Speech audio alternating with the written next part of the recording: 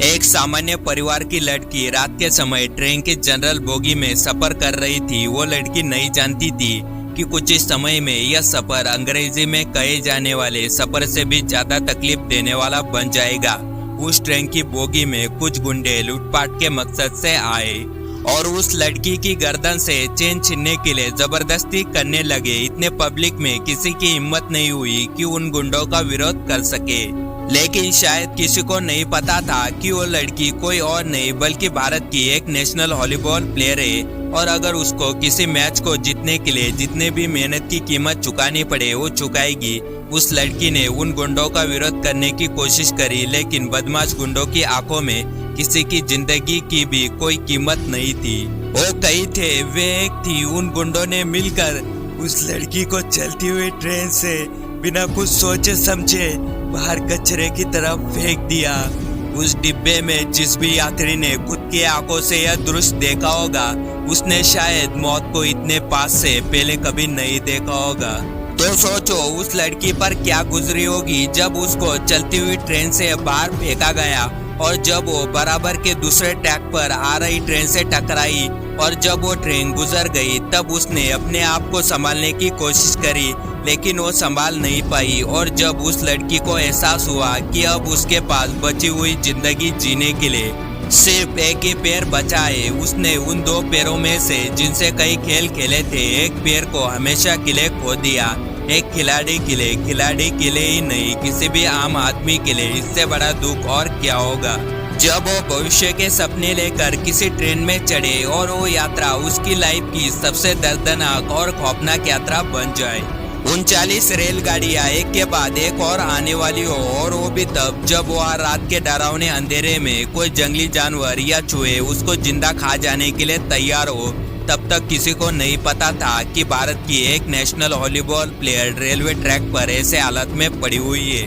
यहाँ से आगे चल पाएगी भी या नहीं। ट्रेन की पहली टक्कर के साथ ही उसकी आंखों के सामने अंधेरा छा गया था और शायद मन में यह चल रहा था कि कोई तो मदद के लिए आए, कभी तो इस रात की सुबह हो। उस एक रात ने एक इंसान की जिंदगी के सामने एक बहुत बड़ा क्वेश्चन मार्क लगा दिया, जिसका जवाब उस वक्त शायद किसी के पास भी नहीं था। इस पूरी सिचुएशन के एंगल से अगर देखोगे तो क्या तुम ऐसा सोच सकते हो कि यह जमीन पर पटरियों पर पड़ी लड़की जो कि लगभग मर चुकी है, आगे चलकर अपने कटे हुए पैर के साथ दुनिया की सबसे ऊंची पर्वत की चोटी माउंट एवरेस्ट पर देश का तिरंगा लेकर अपनी जीत के साथ पहुंच जाएगी?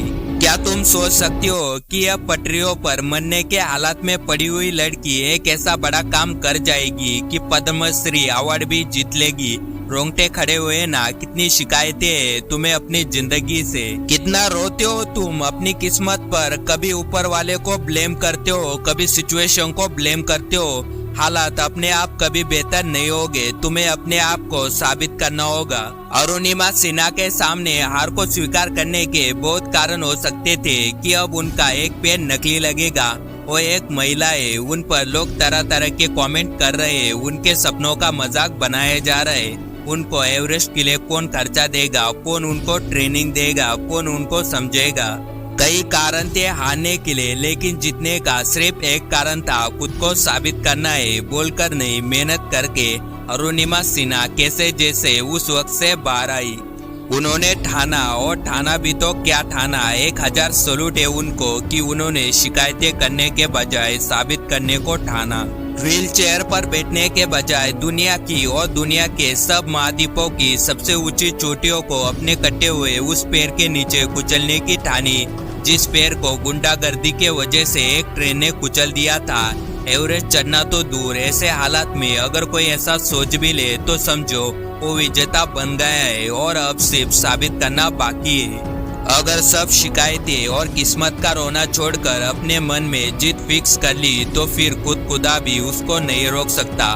ऊपर वाला भी तभी तुम्हारे बारे में सोचता है जब तुम सब शिकायतों से, किस्मत के रोने से बाहर आकर अपनी जिंदगी के लक्ष्य के बारे में सोचते हो। उसको पाने के लिए अपनी हर एक सांस कुर्बान करने लग जाती हो। लोग तुम्हारे बहुत बड़े सपनों को सुनकर मजाक उड़ाएंगे। वो नहीं जानते कि जिस इंसान का वो अभी मजाक उड़ा रहे, वो इंसान थोड़े समय बाद अपनी लगन से इस खुले आसमान में एक बाज की उड़ान उड़ेगा। जो इंसान एक पल में जमीन पर मरने के लिए फेंक दी गई थी, उसी इंसान ने 8,848 मीटर ऊंची दुनिया की सबसे ऊंची चोटी के साथ साथ और महाद्वीपों की सबसे ऊंची चोटियों पर भी अपने देश का झंडा लहराया। अगर तुम युवा हो तो युवा होने का धर्म निभाओ, इस देश का मान बढ़ाओ। ऐसे इंसानों से सीखो जिन्होंने जिंदगी जीने का अंदाज सिखा दिया। आज से किस्मत का रोना बंद और मेहनत से खुद को धोना चालू। हमारे देश को ऐसे बहुत से युवाओं की जरूरत है जो पूरी इंसानियत के सामने, पूरी ब्रह्मांड के सामने हमारे देश का नाम रोशन कर सके। इस वीडियो में बस इतना ही। जय हिंद, वंदे मातरम।